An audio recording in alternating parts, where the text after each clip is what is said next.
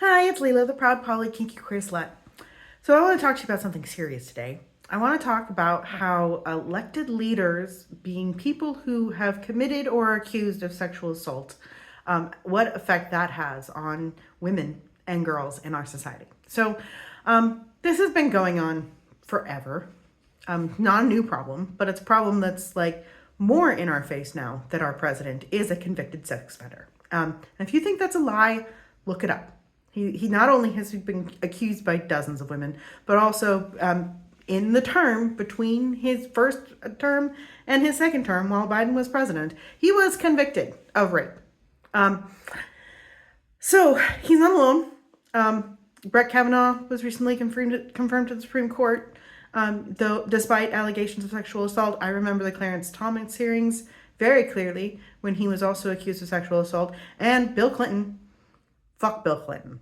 Bill Clinton is a sexual predator. And frankly, you know, that Monica Lewinsky scandal and all of that, like, that was formative. It was formative, and it helped allow these times to come to what they are. There's a stat. I'm gonna pull it over here so I can tell you. So it's a PBS article that 147 lawmakers in 44 states have been accused of sexual harassment or misconduct since 2017. And this was written in March 2025.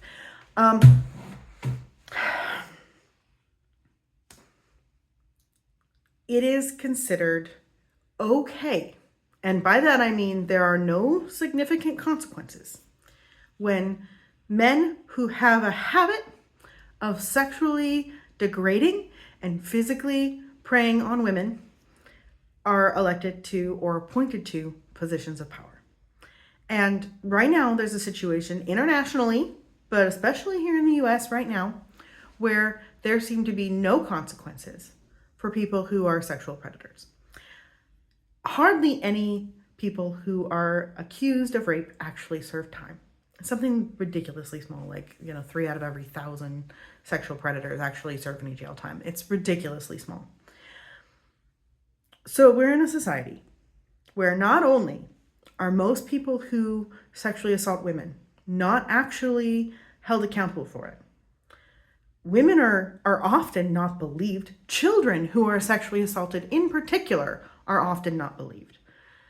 Most sexual assault is someone who knows the victim. It is a trusted person who assaults the person, who assaults the woman or the girl. Boys too. Boys are also the victims of sexual assault. Men are the victims of sexual assault, but overwhelmingly it's women and girls. And so it's very, very common. 1 in 6 was the last number I saw, which is thankfully down from what it used to be, of 1 in 4, but that's only because all violent crime is down. And the ratio of sexual predators versus other violent crime is roughly the same. But so we're in a situation where, should someone sexually assault a woman, not only if you report it to the police is nothing likely to happen, even if they get arrested, they're likely to get off. The jury system, so this is infuriating, but having a jury of your peers means one reason to be dismissed from a jury is if you have any experience, either yourself or with a close person in your life who has been affected by a similar crime, which means that the juries in those sexual assault cases cannot be comprised of people who have actually felt the damage of sexual violence, or been associated with people who have. That's considered unfair. And frankly, I think as long as 1 in 6 women are victims of sexual assault, then like 1 in 6 of the people on those juries should be victims of that sexual assault, or at least associated with them, so that there's a fair trial where people are actually convicted who are guilty.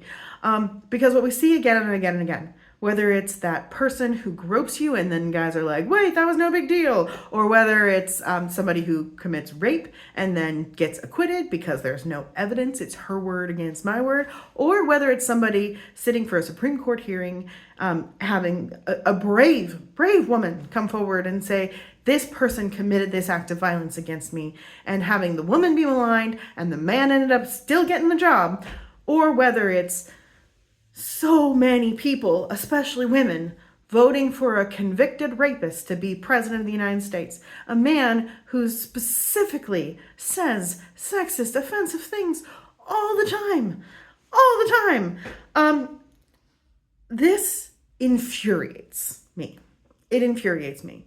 But more than that, this tells women and girls in our society that we are not empowered, that we do not have the right to have control over our own bodies, that other people can take that power from us just by wanting to, and that they can do so with impunity with no consequences. So, yeah. That makes you hopeless. That makes you feel hopeless. It makes you feel like you can't change anything. It makes you feel like the system is stacked against you, because it is. Because it is stacked against us. Because that's the world we're living in. So I don't know what to do about it except to keep fighting, keep saying it, keep being an example of someone who will not be silenced by the fact that this is considered normal and okay. And we need to change the norms. We need to change the norms. So every time I can, I vote against the sexual predators.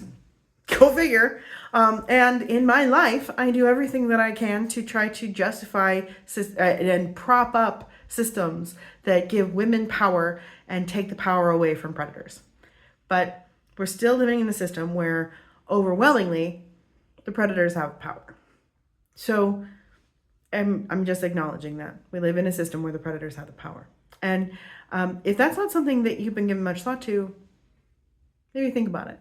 Because, to whatever degree we can help change that, whether that's supporting RAINN, the national organization that fights sexual violence, or whether that's asking about whether there's a history of predatory feeling or predatory accusations against our politicians, or whether that's just like telling your buddy it's not cool to grope women in the club, whatever it is, like just do something.